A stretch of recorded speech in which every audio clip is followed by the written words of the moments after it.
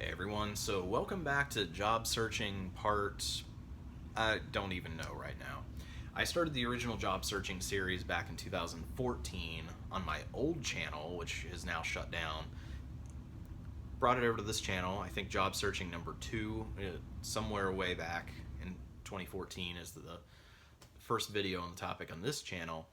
And then that went through 2015, and then I believe I picked back up on that series in 2017.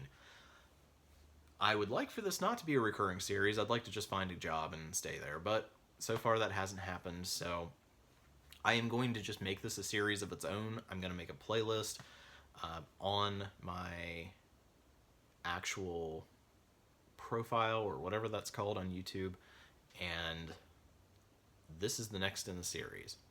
So I recently made a video called Let's Talk About My Jobs. And then just a couple days ago, I uploaded a video called Let's Talk About My Jobs Part 2, because there were some more things that happened that convinced me that I needed to start looking again. So since uploading that first video, I have been applying for jobs. I look on Indeed, I look on Craigslist, I've reached out to a few people that I've talked to before, and I have really not heard back from a lot. I will say that there was one subscriber who reached out to me who recommended me for her company. The position I really wanted to apply for was not, she told me about it, but it was not available by the time I actually got on the website. So I applied for the other one she suggested, but I was rejected from that one. You know how it goes for me. I not too surprised I'm rejected without even having an interview, but I will continue to look into that company and see if there's anything later down the road. Now, I have put in a lot of applications, and I really, well, by applications, I mean I've submitted my resume, but I really have not had any response, like hardly any. And I did see one place was hiring that I know the girl who works at the desk there, and I sent her a message on LinkedIn and told her I applied, and I saw she looked at my LinkedIn profile, but I never got a call or anything from the place. I also looked into, there was another place, and I can't remember it right now, but there was somebody else that I contacted about a position which I knew them sort of just through the industry.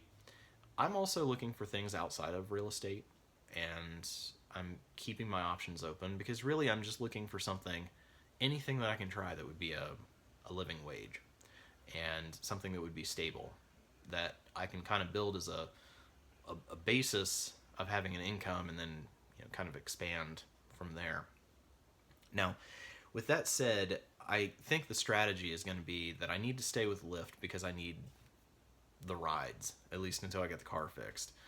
And that is the benefit that they provide, even if I'm not really making any money off that.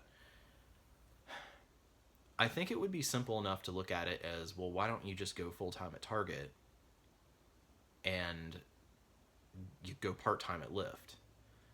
And that would be the simplest, but the problem is that even with my raise to $12 an hour at Target, Target does not pay enough that I could live, like, based on what my basic expenses are. $12 an hour at 40 hours a week, it is not going to work for me. And it's also going to really hinder me doing interviews for other jobs. So I think what I need to do is find a full-time job that I can then go and make Lyft the part-time and then quit Target. Because honestly, like, if I get a full-time job, it's going to be like Monday through Friday or Tuesday through Saturday. I'm going to have to work weekends when Target needs me, so they're not probably going to want to keep me on anyway. So more than likely, whenever I get a full-time job, I will be quitting Target, and then I'll be using Lyft as my part-time income, as, just on a weekend day or something I can go recruiting. That is the plan as of right now. And then that means that I also have to go find that full-time job. And there truthfully hasn't been a lot to apply for.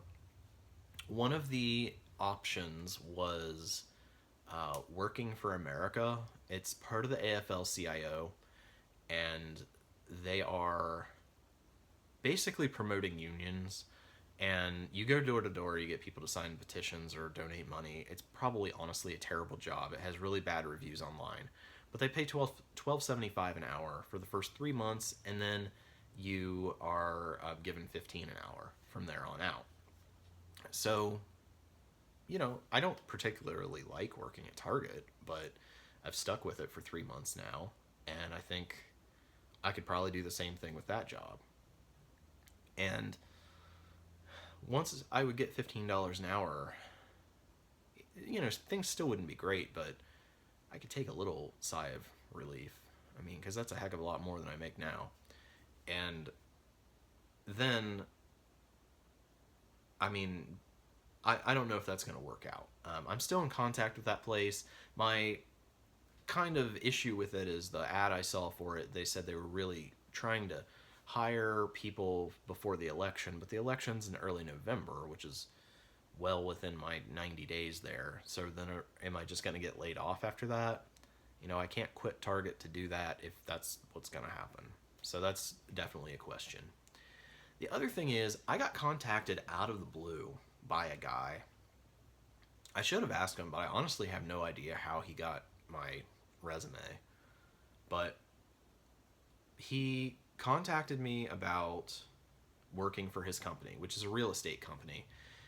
Not property management, but actual real estate. And he wanted somebody as an assistant property manager or a property manager. And I told him, I was like, hey, look, I'm really not interested in a property manager role right now because I'm going to be jumping back into the industry after a year. And while I've been an assistant property manager before, it's always been without supervision. And I feel I still have a lot to learn before I would be ready to really take on a property manager role at a larger site. Now, I mean, if it's a property I'm managing, like I buy a duplex or something, then yeah, I could handle that just fine. But not in somebody else's organization. I'd need to have time to grow into it. And he was totally understanding and fine of that. We talked about salary, which is going to be between $16 and $18 an hour. We met up at Starbucks. We had a good talk. I told him, and I was honest with him, I told him about my bad experiences in the industry. And he said that every person at his organization has had the same type of experiences. I should also say, I know I've said in previous videos that not many men work in property management, and that I thought that some of my experiences were because of that.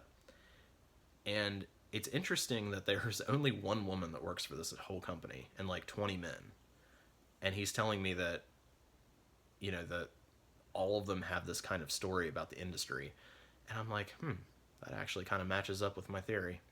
But anyway,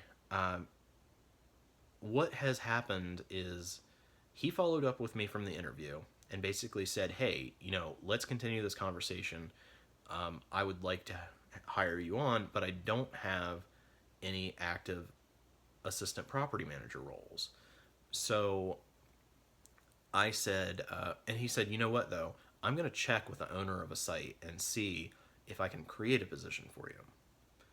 He didn't follow up with me after that. So on Tuesday this past week, I emailed him back and I said, hey, I texted him back and I said, hey, did you hear anything? And he said, no, that particular owner can't afford to have a full-time APM, assistant property manager, at that site at this time, but I will have some roles coming available in the coming months. After a few days, I emailed him and I said, okay, here's the thing. I just found out again that Lyft, he knows was my full-time job, is going to be cutting our pay. I really need to find something immediately. I'm like, what if, since he can't afford somebody at full-time, what if I work there 15, 20, or 25 hours a week? You could pay me, what we discussed, which was between $16 and $18 an hour. Just give me a steady schedule. I can have Target work around that schedule, because as of October 16th, I'm out of my 90 days at Target, which means I can change my availability. Just give me a steady schedule. Target will work around it. I'll work for you. up and and I'll do it part-time up until you can find a full-time position for me, and just pay me between 16 and 18 an hour. And the bonus for you is that you don't have to pay me, I wouldn't be full-time, so you wouldn't have to give me benefits or retirement. Normally I'm not so bold as to like propose something like that, but number one, I'm kind of desperate, and number two, he had really indicated that he liked me and that he was trying to get me into a position, but just didn't have one. So when he did say that they couldn't afford someone full time, I said, well, I might have a solution here. And I figured I might as well shoot my shot. So I sent that out to him on Thursday. I did not hear back from him Friday. Today that I'm filming is Saturday, and I'm hoping to hear from him early next week. Might well be a no. I don't know, but I might as well try. Now, if I were to do that, where I work Target part-time and I work this place part-time, another means of increasing my income would be to replace Target with something that pays more.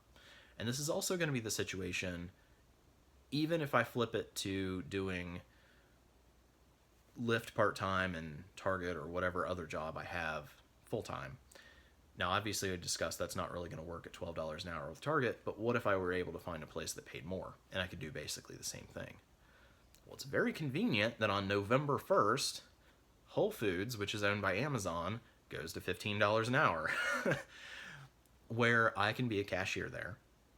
At least start out that way. I mean, who knows? Maybe they'll hire me on as something slightly above that. But at a minimum, I'd be making $15 an hour there, doing the exact same thing I do at Target right now. I may not like the job, but would I sacrifice being miserable for 40 hours a week in order to make $600 a week pre-tax that would meet my basic expenses? Yeah. And I think I could be consoled somewhat by being able to pay my bills. And it, even though is not, just one job, it's not ideal at all. It's a step forward. And Whole Foods is kind of a cool company. It's possible I could move up there in management probably. I would see myself doing it there before I would Target. And I think that, like I said, it would help me a lot to be financially stable, because $15 an hour, and when I have Lyft part-time on top of it, and then of course that gives me the time to grow YouTube too. I mean, yeah. And now that's only my first thought of who to go to is Whole Foods. I might well go to other places that pay 15 or more an hour, and I'm gonna look. Part of what I'm doing today is I'm applying for jobs, so I'm going to be looking more into what I could possibly get into that pays 15 or more. But and I don't want to sound greedy. I know a lot of people are against the $15 an hour minimum wage, and for Target starting me at 11 and then going up to $12 an hour, I did actually feel like that was pretty generous, because at the time it was a part-time job for me and not my main source of income. For a full-time source of income, that's not good at all. I mean, I don't know if anybody could live on it, but I certainly can't, because I do have expenses that a lot of other people don't have. A lot of people don't have credit card debt or the car payment or whatever, or student loan payments, and that's a huge chunk, right? So if I didn't have those, sure, I might be able to get by on $12 an hour, but my reality is I need to be making more than that. And so I'm really going to try hard with Whole Foods. I'm actually applying today, and then either today or tomorrow, I'm actually going to be going up to visit two of the locations to talk to people. And I looked up their interview questions online, and one of the things they ask is, did you come into the store and ask anybody about their jobs? And so I really want to, I know it's just an super entry level job, but I really just want to go in there and kind of impress them of how much research I did on it. So, with that being said, today is another day where I'm headed to the library to get internet, or maybe Starbucks, I don't know. Don't worry, I don't buy anything there, I just loiter. And I'm just going to see what I can apply for, and then hope I get some calls on Monday. I really am doing the best I can as far as employment situation. And I ran into a neighbor yesterday who I was catching up on my thing, and she's like, you know what, she was really confident that even though I'm going through some tough times right now with things, that things will eventually work out for me. So I just got to get by until then. And hopefully, if everything works out, I'll either be working at Whole Foods for full time for a little while, or something will work out in the next couple months or even sooner with this guy who contacted me, either finding me a full time position at $17 an hour or a part time position at that. And there may well be commission on top of it too. But yeah, so we'll have to see how things go for the rest of the year. But I'm hoping that one of these things will come through, and I can make do. I can make things work with either one of those. But it's just time to go for Lyft right now. Hopefully these work, but if not, I will have you guys another job searching video within a month or two, and keep you caught up on how things are going.